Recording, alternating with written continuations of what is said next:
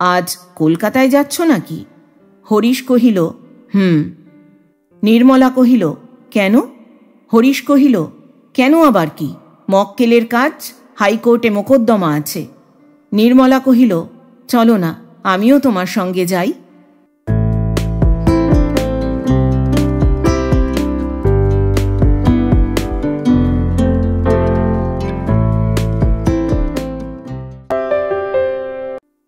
শুভেচ্ছা বন্ধুরা, একরাশ শুভেচ্ছা আর ভালোবাসা।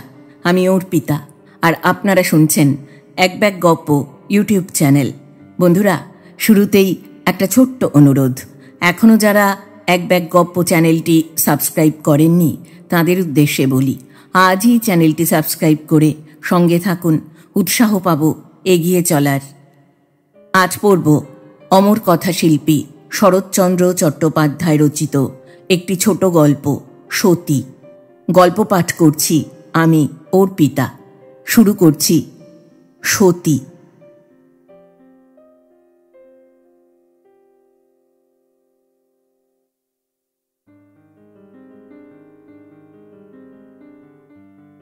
হরিশ পাবনার একজন সম্ভ্রান্ত ভালো উকিল। কেবল ওকালতি হিসাবেই নয়, মানুষ হিসাবেও বটে। দেশের সর্বপ্রকার সদনুষ্ঠানের সহিতই সে অল্প বিস্তর সংশ্লিষ্ট। শহরের কোনো কাজই তাহাকে বাদ দিয়া হয় না। সকালে দুর্নীতি দমন সমিতির কার্যকরী সভার একটি বিশেষ অধিবেশন ছিল। কাজ সারিয়া বাড়ি ফিরিতে বিলম্ব হইয়া গিয়াছে। এখন কোনো মতে দুটি খাইয়া লইয়া আদালতে পৌঁছিতে পারিলে হয়।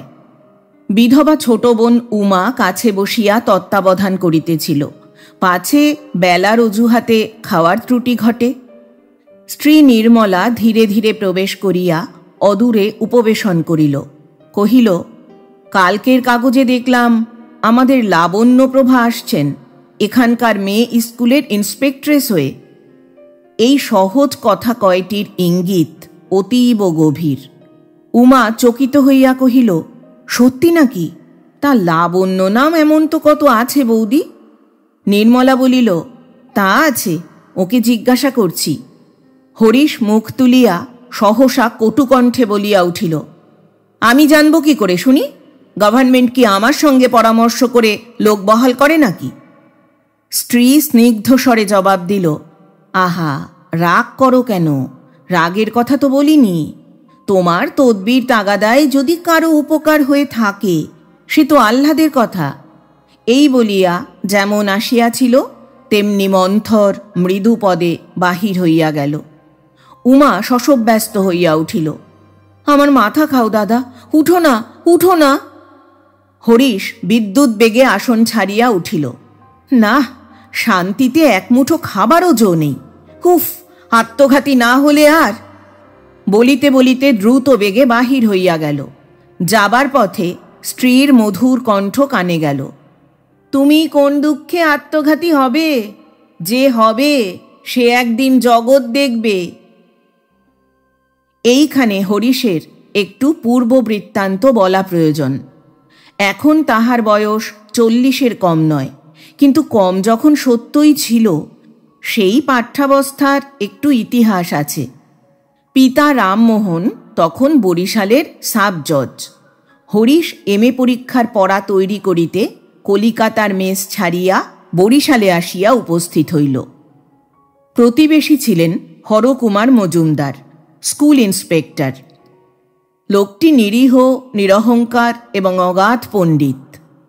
সরকারি কাজে ফুরসত পাইলে এবং সদরে থাকিলে মাঝে মাঝে আসিয়া সদরালা বাহাদুরের বৈঠকখানায় বসিতেন। অনেকেই আসিতেন, টাকওয়ালা মুনসেফ, দাড়ি ছাঁটা ডেপুটি, মহাস্থবির সরকারি উকিল এবং শহরের অন্যান্য মান্যগণ্যের দল সন্ধ্যার পরে কেহই প্রায় অনুপস্থিত থাকিতেন না। তাহার কারণ ছিল, সদরালা নিজে ছিলেন নিষ্ঠাবান হিন্দু।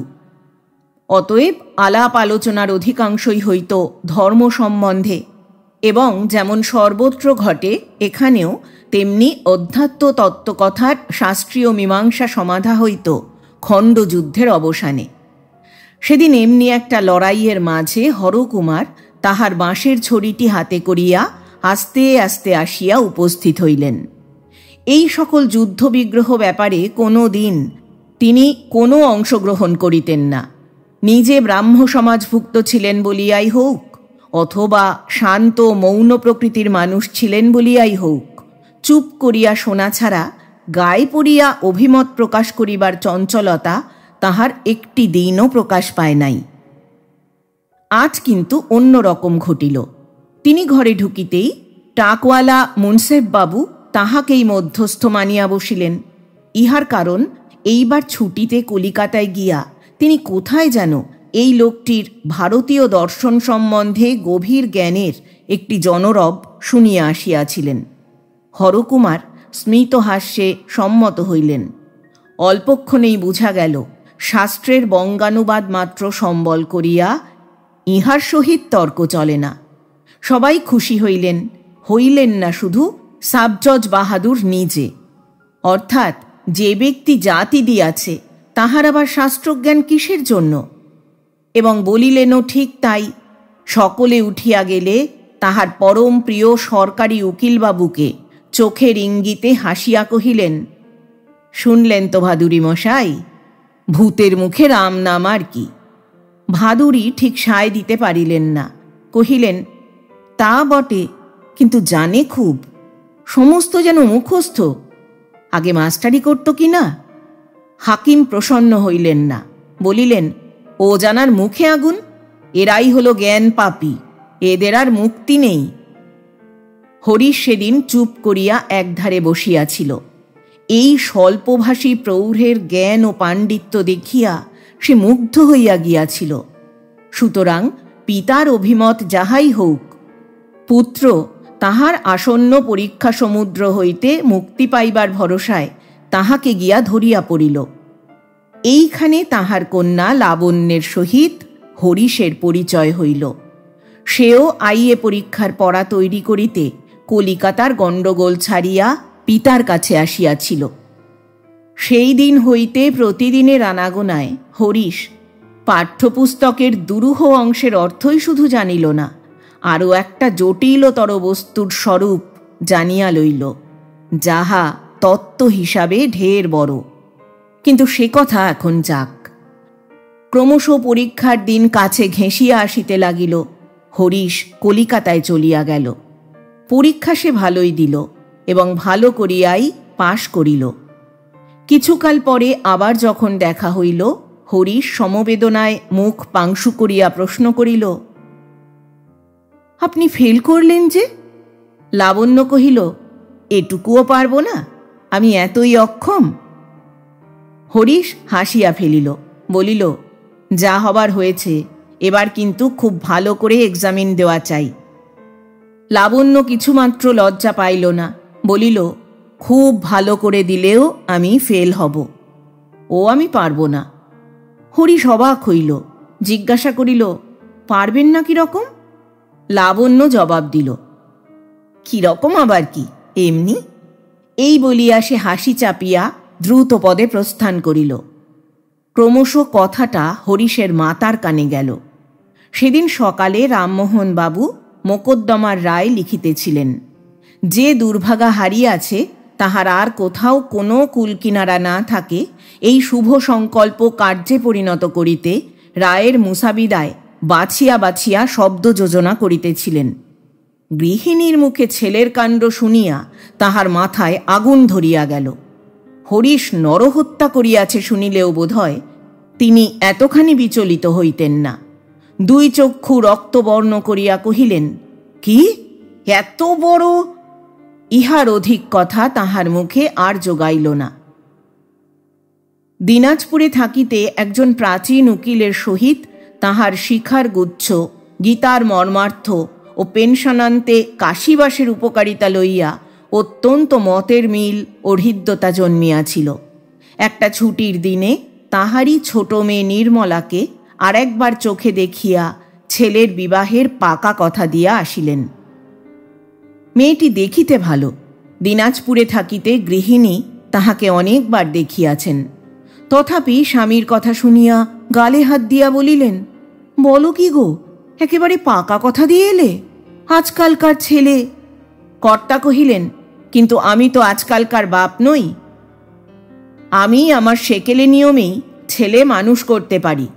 হরিশের পছন্দ যদি না হয় আর কোনো উপায় দেখতে বলো।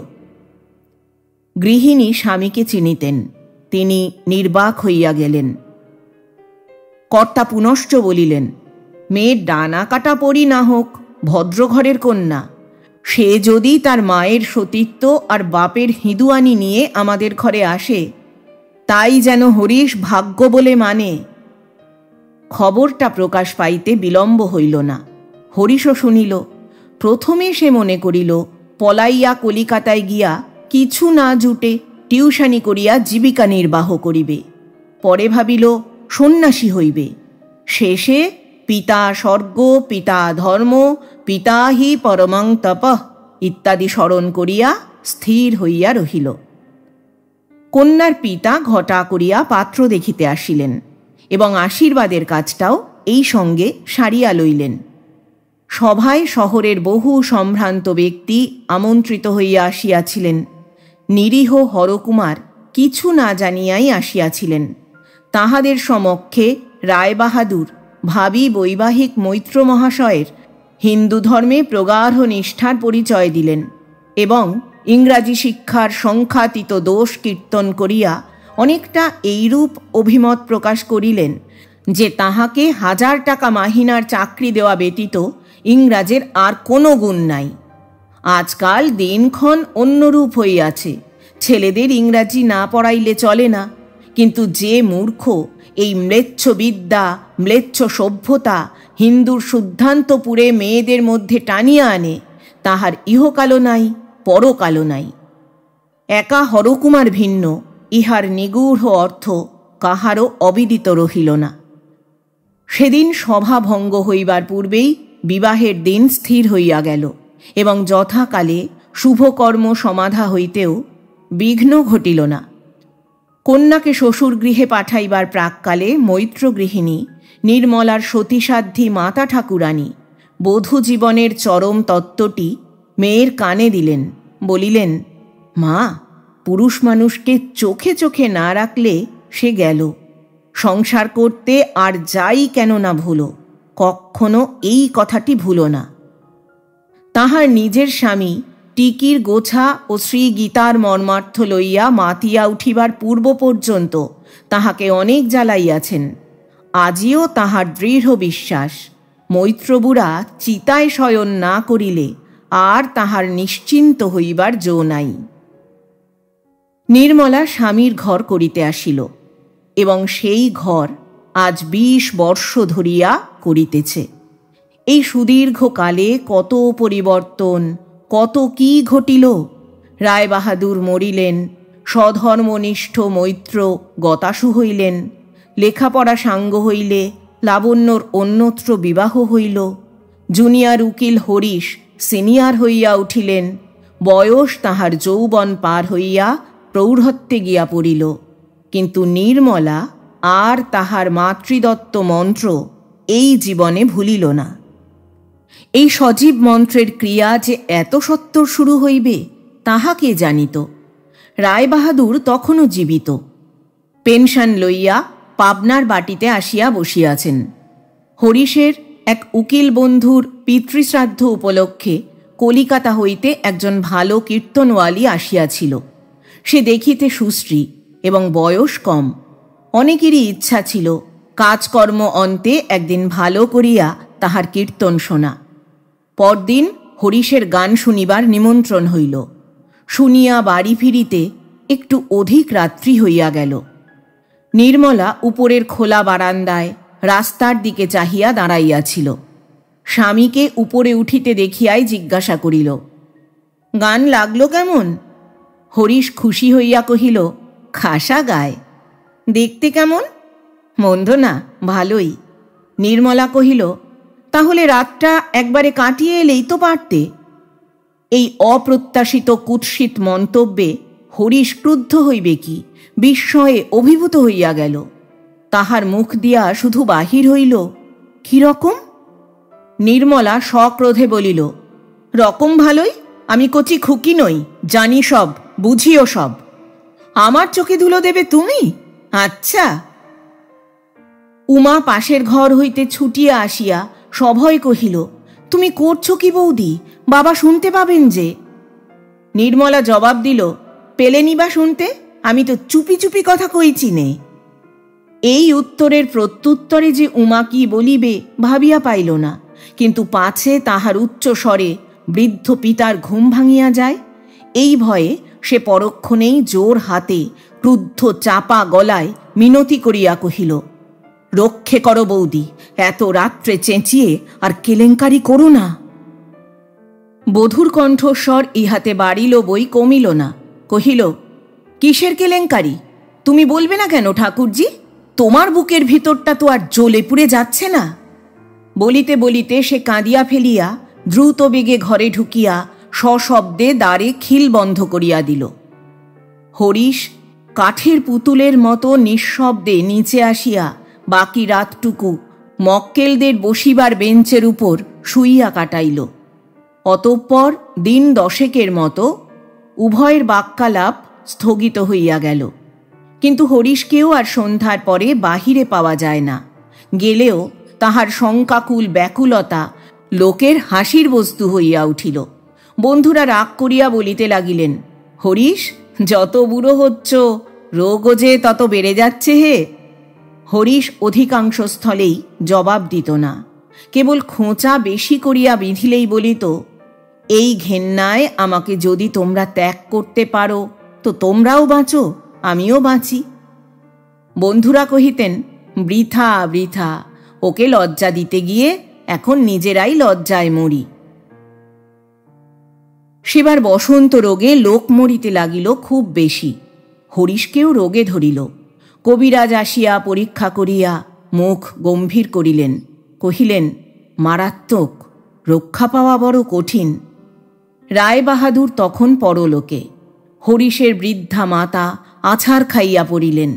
নির্মলা ঘর হইতে বাহির হইয়া কহিল, আমি যদি সতী মায়ের সতী কন্যা হই, আমার নোয়া সিঁদুর ঘুচবে সাধ্ধিকার? তোমরা ওকে দেখো, আমি চললুম। এই বলিয়া সে শীতলার মন্দিরে গিয়া হত্যা দিয়া পড়িল। কহিল, উনি বাঁচেন তো আবার বাড়ি ফিরব, নইলে এখান থেকে ওর সঙ্গে যাব। 7 দিনের মধ্যে দেবতার চরণামৃত ভিন্ন কেহ তাহাকে জল পর্যন্ত খাওয়াইতে পারিল না। কবিরাজ আসিয়া বলিলেন, মা, তোমার স্বামী আরোগ্য হয়েছেন, এবার তুমি ঘরে চলো। লোকে ভিড় করিয়া দেখিতে আসিল। মেয়েরা পায়ের ধুলা লইল, তাহার মাথায় থাবা থাবা সিঁদুর ঘষিয়া দিল। কহিল, মানুষ তো নয়, যেন সাক্ষাৎ মা। বৃদ্ধেরা বলিলেন, সাবিত্রীর উপাখ্যান মিথ্যে, না কলিতে ধর্ম গেছে বলেই একেবারে 16 আনা গেছে? জমের মুখ থেকে স্বামীকে ফিরিয়ে নিয়ে এলো। বন্ধুরা লাইব্রেরি ঘরে বলা বলি করিতে লাগিল, সাধে আর মানুষে স্ত্রীর গোলাম হয় হে, বিয়ে তো আমরাও করেছি, কিন্তু এমন নইলে আর স্ত্রী। এখন বোঝা গেল কেন হরিশ সন্ধ্যার পরে বাইরে থাকত না। বীরেন উকিল ভদ্রলোক। গত বৎসর ছুটিতে কাশী গিয়া সে সন্ন্যাসীর কাছে মন্ত্র লইয়া আসিয়াছে। টেবিলে প্রচণ্ড করাঘাত করিয়া কহিল, আমি জানতাম হরিশ মরতেই পারে না। সত্যিকার সতীত্ব জিনিসটা কি সোজা ব্যাপার হে? বাড়ি থেকে বলে গেল, যদি সতী মায়ের সতী কন্যা হই তো, উফ, শরীর শিউরে ওঠে। তারিণী চাটুর্যের বয়স হইয়াছে, আফিংখোর লোক। একধারে বসিয়া নিবিষ্ট চিত্তে তামাক খাইতেছিল। হুঁকাটা বেহারার হাতে দিয়া নিঃশ্বাস ফেলিয়া বলিল, শাস্ত্রমতে সহধর্মিনী কথাটা ভারী শক্ত। আমার দেখো না, কেবল মেয়েই 7টা, বিয়ে দিতে দিতে ফতুর হয়ে গেলাম।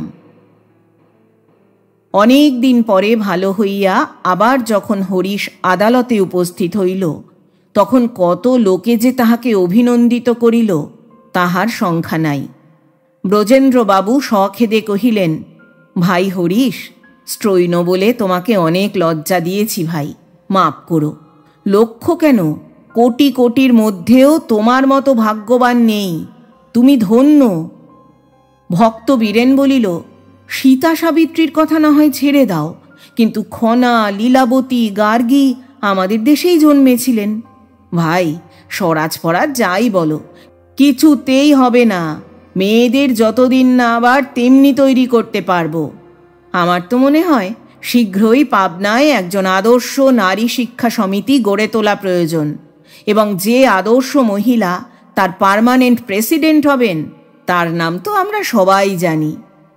বৃদ্ধ তারিণী চাটুর্যে বলিলেন, সেই সঙ্গে একটা পণ প্রথা নিবারণী সমিতিও হওয়া আবশ্যক। দেশটা ছারখার হয়ে গেল। ব্রজেন্দ্র কহিলেন, হরিশ, তোমার তো ছেলেবেলায় খাসা লেখার হাত ছিল। তোমার উচিত এই রিকভারি সম্বন্ধে একটা আর্টিকেল লিখে আনন্দবাজার পত্রিকায় ছাপিয়ে দেওয়া।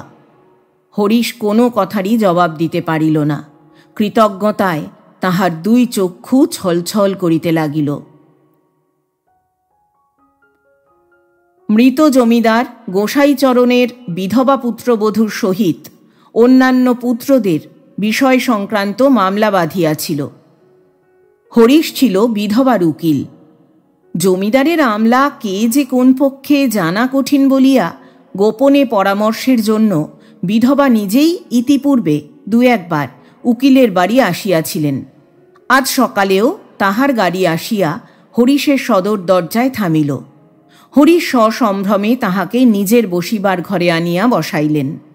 আলোচনা পাছে ও ঘরে মুহুরীর কানে যায়, এই ভয়ে উভয়েই সাবধানে ধীরে ধীরে কথা কহিতেছিলেন। বিধবার কি একটা অসংলগ্ন প্রশ্নে হরিশ হাসিয়া ফেলিয়া জবাব দিবার চেষ্টা করিতেই পাশের ঘরে পর্দার আড়াল হইতে অকস্মাৎ তীক্ষ্ণ কণ্ঠের শব্দ আসিল, আমি সব শুনেছি। বিধবা চমকিয়া উঠিলেন। হরিশ লজ্জা ও শঙ্কায় কাঠ হইয়া গেল। একজোড়া অতি সতর্ক চক্ষুকর্ণ যে তাহাকে অহরহ পাহারা দিয়া আছে, সে কথা সে মুহূর্তের জন্য ভুলিয়া গিয়াছিল। পর্দা ঠেলিয়া নির্মলা রণমূর্তিতে বাহির হইয়া আসিল। হাত নাড়িয়া কণ্ঠস্বরে বিষ ঢালিয়া দিয়া কহিল, ফুসফুস করে কথা কয়ে আমাকে ফাঁকি দেবে? মনেও করো না। কই, আমার সঙ্গে তো কখনো এমন হেসে কথা কইতে দেখিনি। অভিযোগ নিতান্ত মিথ্যা নয়। বিধবা সভয়ে কহিলেন, এ কি কাণ্ড হরিশবাবু?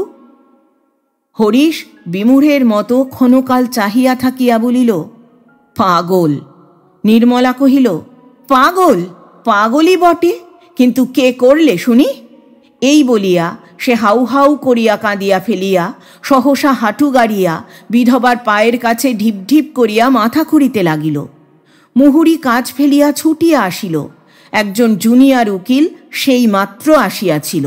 সে আসিয়া দ্বারের কাছে দাঁড়াইল। বোস কোম্পানির বিল সরকার তাহারই কাঁধের উপর দিয়া উঁকি মারিতে লাগিল এবং তাহাদেরই চক্ষের সম্মুখে নির্মলা মাথা খুঁড়িতে লাগিল। আমি সব জানি, আমি সব বুঝি, থাকো, তোমরাই সুখে থাকো। কিন্তু আমি যদি সতী মায়ের সতী কন্যা হই, যদি মনে জ্ঞানে এক বই দুই জেনে না থাকি। এদিকে বিধবা নিজেও কাঁদিয়া ফেলিয়া বলিতে লাগিলেন, এ কি ব্যাপার হরিশবাবু? এ কি দুর্নাম দেওয়া? এ কি আমার? হরিশ কাহারও কোনো প্রতিবাদ করিতে পারিল না। অধোমুখে দাঁড়াইয়া শুধু তাহার মনে হইতে লাগিল, পৃথিবী দ্বিধা হও না কিসের জন্য? লজ্জায়, ঘৃণায়, ক্রোধে সেদিন হরিশ সেই ঘরেই স্তব্ধ হইয়া রহিল। আদালতে বাহির হইবার কথা ভাবিতেও পারিল না। মধ্যাহ্নে উমা আসিয়া বহু সাধ্য সাধনা এবং মাথার দিব্য দিয়া কিছু খাওয়াইয়া গেল। সন্ধ্যার প্রাক্কালে বামুন ঠাকুর রূপার বাটিতে করিয়া খানিকটা জল আনিয়া পায়ের কাছে রাখিল। হরিশের প্রথমে ইচ্ছা হইল লাথি মারিয়া ফেলিয়া দেয়, কিন্তু আত্মসংবরণ করিয়া আজও পায়ের বুড়া আঙুলটি ডুবাইয়া দিল। স্বামীর পাদদক পান না করিয়া নির্মলা কোনো দিন জলস্পর্শ করিত না।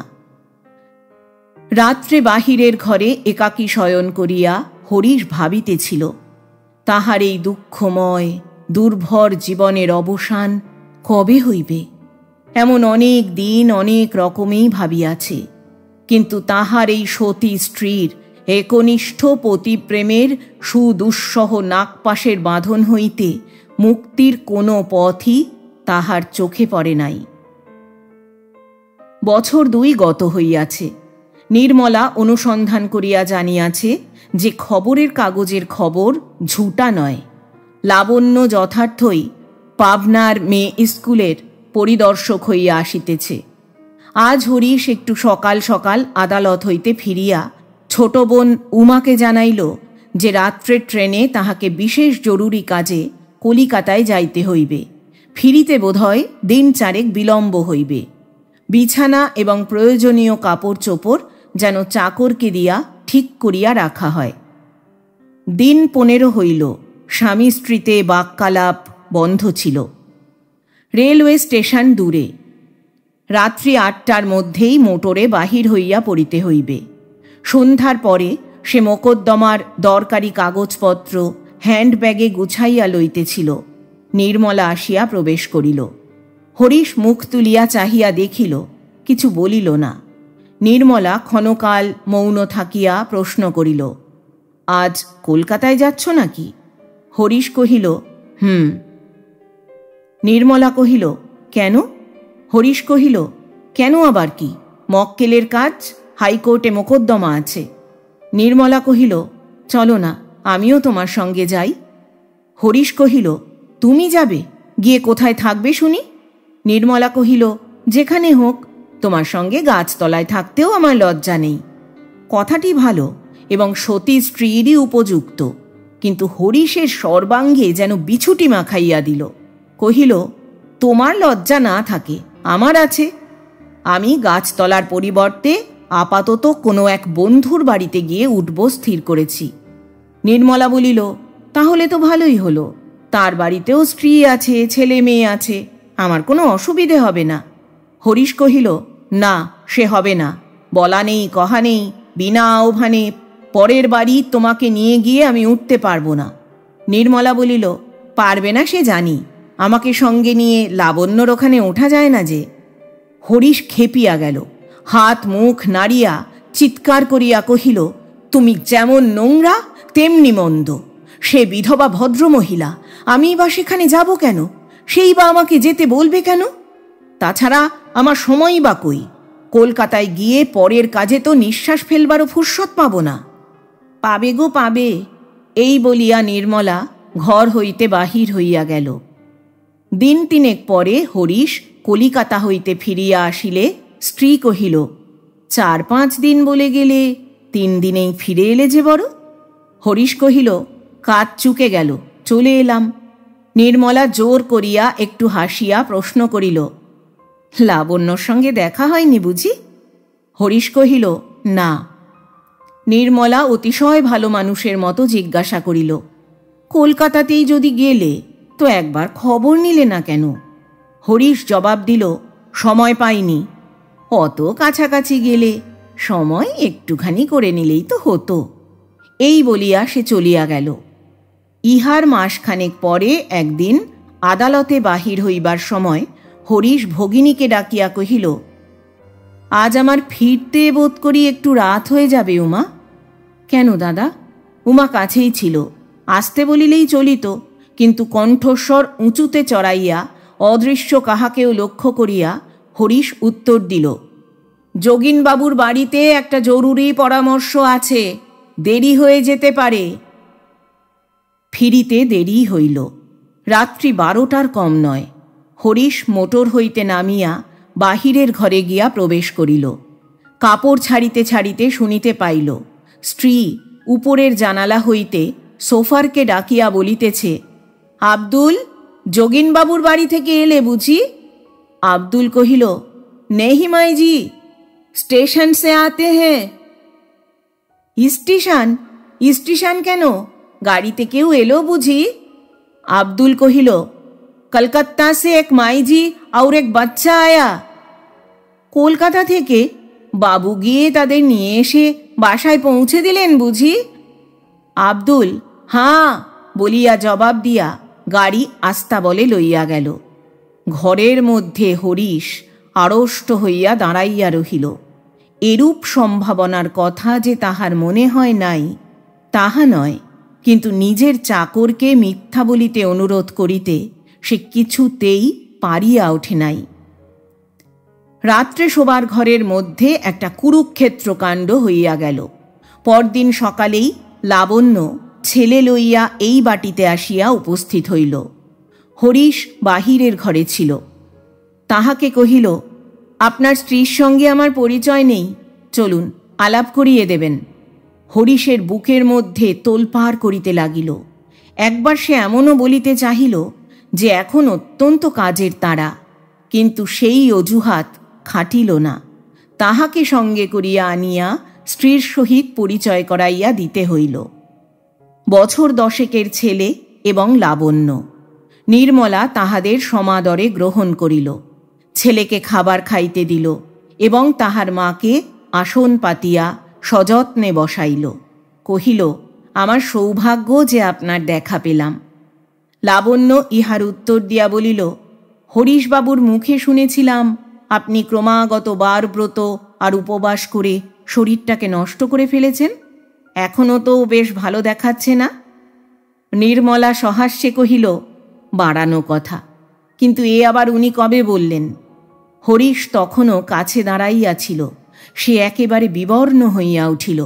লাবণ্য কহিল, এবার কলকাতায় খেতে বসে কেবল আপনারই কথা। ওর বন্ধু কুশলবাবুর বাড়ি থেকে আমাদের বাড়ি খুব কাছে কিনা, ছাতের ওপর থেকে চেঁচিয়ে ডাকলে শোনা যায়। নির্মলা বলিল, খুব সুবিধে তো। লাবণ্য হাসিয়া বলিল, কিন্তু তাতেই শুধু হয়নি, ছেলেকে পাঠিয়ে রীতিমতো ধরে আনতে হতো তাকে। বটে, লাবণ্য বলিল, আবার জাতের গোড়ামিও কম নেই। ব্রাহ্মদের ছোঁয়া খান না, আমার পিসিমার হাতে পর্যন্ত খান না, সমস্তই আমাকে নিজে রেঁধে নিজে পরিবেশন করতে হতো। এই বলিয়া সে হাসি মুখে সকৌতুকে হরিশের প্রতি চাহিয়া কহিল, আচ্ছা, এর মধ্যে আপনার কি লজিক আছে বলুন তো? আমি কি ব্রাহ্ম সমাজ ছাড়া? হরিশের সর্বাঙ্গ ঝিমঝিম করিতে লাগিল। তাহার মিথ্যাবাদিতা প্রমাণিত হওয়ায় তাহার মনে হইল এতদিনে মা বসুমাতা দয়া করিয়া বোধহয় তাহাকে জঠরে টানিয়া লইতেছেন। কিন্তু পরমাশ্চর্য এই যে নির্মলা আজ ভয়ঙ্কর উন্মাদ কাণ্ড কিছু একটা না করিয়া স্থির হইয়া রহিল। সংশয়ের বস্তু অবিসংবাদী সত্যরূপে দেখা দিয়া বোধহয় তাহাকেও হতচেতন করিয়া ফেলিয়াছিল। হরিশ বাহিরে আসিয়া স্তব্ধ পাংশু মুখে বসিয়া রহিল। এই ভীষণ সম্ভাবনার কথা স্মরণ করিয়া লাবণ্যকে পূর্বাহ্নে সতর্ক করিবার কথা বহুবার তাহার মনে হইয়াছে, কিন্তু আত্ম অবমাননাকর ও একান্ত মর্যাদাহীন লুকোচুরির প্রস্তাব সে কোনো মতেই এই শিক্ষিত ভদ্রমহিলাটির সম্মুখে উচ্চারণ করিতে পারে নাই। লাবণ্য চলিয়া গেলে নির্মলা ঝড়ের বেগে ঘরে ঢুকিয়া বলিল, ছি, তুমি এমন মিথ্যেবাদী, এত মিথ্যে কথা বলা! হরিশ চোখ রাঙাইয়া লাফাইয়া উঠিল। বেশ করি বলি, আমার খুশি। নির্মলা ক্ষণকাল স্বামীর মুখের প্রতি নিঃশব্দে চাহিয়া থাকিয়া কাঁদিয়া ফেলিল। কহিল, বলো, যত ইচ্ছে মিথ্যে বলো, যত খুশি আমাকে ঠকাও, কিন্তু ধর্ম যদি থাকে, যদি সতী মায়ের সতী মেয়ে হই, যদি কায়মনে সতী হই, আমার জন্যে তোমাকে একদিন কাঁদতে হবে হবে হবে। এই বলিয়া সে যেমন আসিয়াছিল তেমনি দ্রুত বেগে বাহির হইয়া গেল। বাক্যালাপ পূর্ব হইতেই বন্ধ ছিল, এখন সেটা দৃঢ়তর হইল এইমাত্র। নিচের ঘরে শয়ন ও ভোজন, হরিশ আদালতে যায় আসে, বাহিরের ঘরে একাকী বসিয়া কাটায়, নূতন কিছুই নয়। আগে সন্ধ্যার সময় একবার করিয়া ক্লাবে গিয়া বসিত, এখন সেটুকুও বন্ধ হইয়া গিয়াছে, কারণ শহরের সেই দিকে লাবণ্যর বাসা। তাহার মনে হয় পতিপ্রাণা ভার্যার 2 চক্ষু 10 চক্ষু হইয়া 10 দিক হইতে পতিকে অহরহ নিরীক্ষণ করিতেছে। তাহার বিরাম নাই, বিশ্রাম নাই, মাধ্যাকর্ষণের ন্যায় তাহা নিত্য। স্নানের পরে আরশির দিকে চাহিয়া তাহার মনে হইত সতীসাধ্যির এই অক্ষয় প্রেমের আগুনে তাহার কলুষিত দেহের নশ্বর মেদ মজ্জা মাংস শুষ্ক ও নিষ্পাপ হইয়া অত্যন্ত দ্রুত উচ্চতর লোকের জন্য প্রস্তুত হইয়া উঠিতেছে। তাহার আলমারির মধ্যে একখানা কালী সিংহের মহাভারত ছিল। সময় যখন কাটিত না তখন তাহা হইতে সে বাছিয়া বাছিয়া সতী নারীর উপাখ্যান পড়িত। কি তার প্রচণ্ড বিক্রম, কতই না অদ্ভুত কাহিনী। স্বামী পাপী তাপী যাহাই হোক, কেবলমাত্র স্ত্রীর সতীত্বের জোরেই সমস্ত পাপ মুক্ত হইয়া অন্তে কল্পকাল তাহারা একত্রে বাস করে। কল্পকাল যে ঠিক কত হরিশ জানিত না, কিন্তু সে যে কম নহে এবং মুনি ঋষিদের লেখা শাস্ত্রবাক্য যে মিথ্যা নহে, এই কথা মনে করিয়া তাহার সর্বাঙ্গ অবশ হইয়া উঠিত। পরলোকের ভরসায় জলাঞ্জলি দিয়া সে বিছানায় শুইয়া মাঝে মাঝে ইহলোকের ভাবনা ভাবিত, কিন্তু কোনো পথ নাই। সাহেবদের হইলে মামলা মোকদ্দমা খাড়া করিয়া এতদিনে যা হোক একটা ছাড় রফা করিয়া ফেলিত। মুসলমানদের হইলে 3 তালাক দিয়া বহু পূর্বেই চুকাইয়া ফেলিত। কিন্তু নিরীহ এক পত্নী ব্রত ভদ্র বাঙালি, না, কোনো উপায় নাই। ইংরাজি শিক্ষায় বহু বিবাহ ঘুচিয়াছে, বিশেষত নির্মলা। চন্দ্র সূর্য যাহার মুখ দেখিতে পায় না, অতি বড় শত্রু যাহার সতীত্বে বিন্দুমাত্র কলঙ্ক লেপন করিতে পারে না, বস্তুত স্বামী ভিন্ন যাহার ধ্যান জ্ঞান নাই, তাহাকেই পরিত্যাগ। বাপরে! নির্মল নিষ্কলু হিন্দু সমাজের মধ্যে সে কি আর মুখ দেখাইতে পারিবে? দেশের লোকে খাই খাই করিয়া হয়তো তাহাকে খাইয়াই ফেলিবে। ভাবিতে ভাবিতে চোখ কান গরম হইয়া উঠিত। বিছানা ছাড়িয়া মাথায় মুখে জল দিয়া বাকি রাতটুকু সে চেয়ারে বসিয়া কাটাইয়া দিত। এমনি করিয়া বোধহয় মাসাধিক কাল গত হইয়া গেছে। হরিশ আদালতে বাহির হইতেছিল, ঝি আসিয়া একখানা চিঠি তাহার হাতে দিল। কহিল, জবাবের জন্যে লোক দাঁড়িয়ে আছে। খাম ছেঁড়া, উপরে লাবণ্যের হস্তাক্ষর। হরিশ জিজ্ঞাসা করিল, চিঠি আমার খুললে কে? ঝি কহিল, মা। হরিশ চিঠি পড়িয়া দেখিল লাবণ্য অনেক দুঃখ করিয়া লিখিয়াছে, সেদিন আমার অসুখ চোখে দেখে গিয়েও আর একটিবারও খবর নিলেন না, আমি মরলুম কি বাঁচলুম। অথচ বেশ জানেন এই বিদেশে আপনি ছাড়া আমার নিজের লোকও কেউ নেই। যাই হোক, এ যাত্রা আমি মরিনি, বেঁচে আছি। এই চিঠি কিন্তু সেই নালিশের জন্যে নয়। আজ আমার ছেলের জন্মতিথি। কোর্টের ফেরত একবার এসে তাকে আশীর্বাদ করে যাবেন, এই ভিক্ষা। লাবণ্য। পত্রের শেষে পুনশ্চ দিয়া জানাইয়াছে, রাত্রির খাওয়াটা আজ এখানেই সমাধা করিতে হইবে, একটুখানি গান বাজনারও আয়োজন আছে। চিঠি পড়িয়া বোধ হয় সে ক্ষণকাল বিমনা হইয়া পড়িয়াছিল। হঠাৎ চোখ তুলিতেই দেখিতে পাইল ঝি হাসি লুকাইতে মুখ নিচু করিল। অর্থাৎ বাটির দাসী চাকরের কাছেও এ যেন একটা তামাশার ব্যাপার হইয়া উঠিয়াছে। এক মুহূর্তে তাহার শিরার রক্ত আগুন হইয়া উঠিল। ইহার কি সীমা নাই? যতই সহিতেছি ততই কি পীড়নের মাত্রা বাড়িয়া চলিয়াছে? জিজ্ঞাসা করিল, চিঠি কে এনেছে? তাদের বাড়ির ঝি। হরিশ কহিল, তাকে বলে দাওগে আমি কোর্টের ফেরত যাব। এই বলিয়া সে বীর দর্পে মোটরে গিয়া উঠিল। সেই রাত্রে বাড়ি ফিরিতে হরিশের বস্তুত অনেক রাত্রি হইল। গাড়ি হইতে নামিতেই দেখিল তাহার উপরের শোবার ঘরের খোলা জানালায় দাঁড়াইয়া নির্মলা পাথরের মূর্তির মতো স্তব্ধ হইয়া আছে। ডাক্তারের দল অল্পক্ষণ হইল বিদায় লইয়াছেন। পারিবারিক চিকিৎসক বৃদ্ধ জ্ঞানবাবু যাইবার সময় বলিয়া গেলেন, বোধহয় সমস্ত আফিংটাই বার করে ফেলা গেছে, বৌমার জীবনের আর কোনো শঙ্কা নেই। হরিশ একটুখানি ঘাড় নাড়িয়া কি ভাব যে প্রকাশ করিল, বৃদ্ধ তাহাতে মনোযোগ করিলেন না। কহিলেন, যা হবার হয়ে গেছে, এখন কাছে কাছে থেকে দিন দুই সাবধানে রাখলেই বিপদটা কেটে যাবে। যে আজ্ঞে বলিয়া হরিশ স্থির হইয়া বসিয়া পড়িল। সেদিন বার লাইব্রেরির ঘরে আলোচনা অত্যন্ত তীক্ষ্ণ ও কঠোর হইয়া উঠিল। ভক্ত বীরেন কহিল, আমার গুরুদেব স্বামীজি বলেন, বীরেন, মানুষকে কখনো বিশ্বাস করবে না।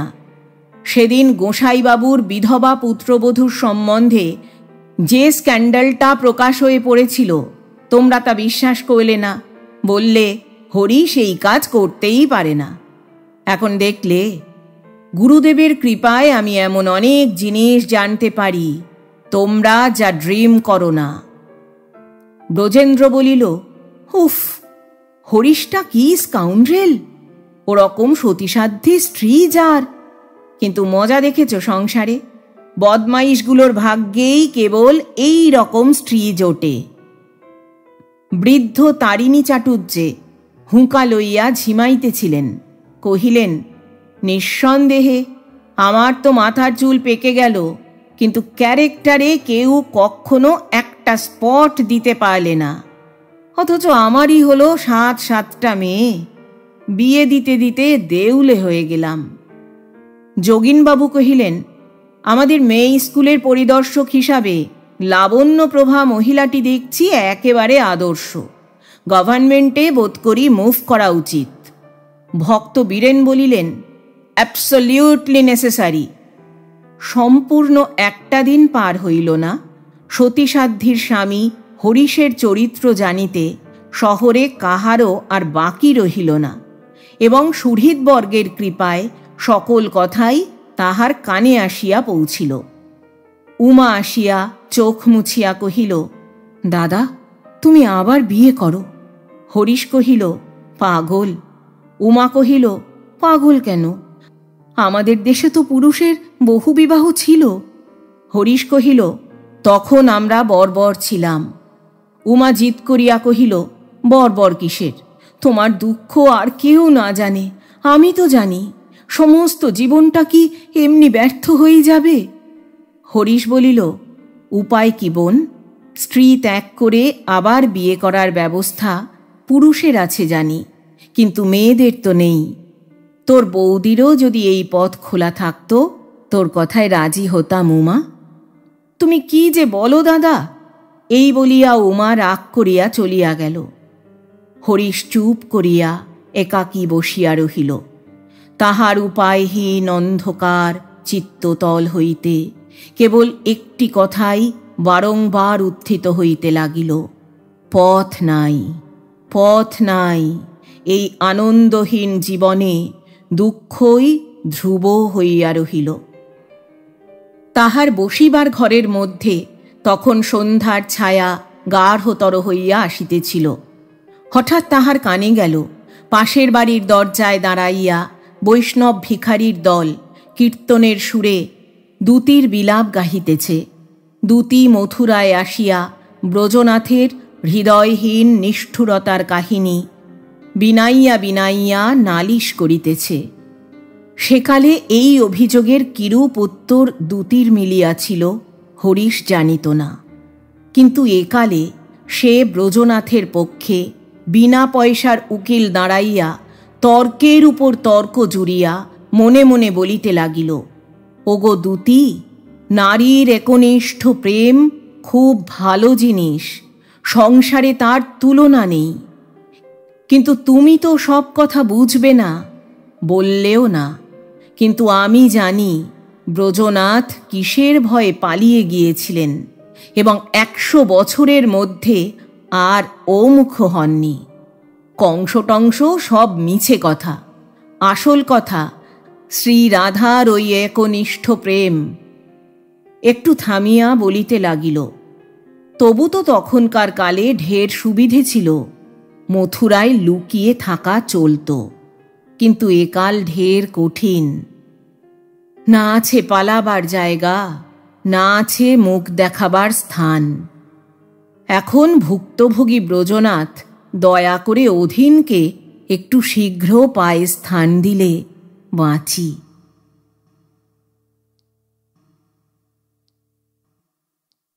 এতক্ষণ শুনলেন অমর কথা সাহিত্যিক শরৎচন্দ্র চট্টোপাধ্যায় রচিত একটি ছোট গল্প সতী। গল্প পাঠ করলাম আমি অর্পিতা। শব্দ নির্মাণ করেছেন সাহিত্য সমাহার চ্যানেলের আকাশ। প্রচ্ছদ এঁকেছেন মোনালিসা। গল্প পাঠ ভালো লাগলে চ্যানেলটি সাবস্ক্রাইব করে পাশে থাকবেন বন্ধুরা। আবার আসবো আগামী সপ্তাহে আবার একটি ভালো লাগা গল্প নিয়ে। আজ তাহলে বিদায় নিচ্ছি। সবাই ভালো থাকবেন, সুস্থ থাকবেন।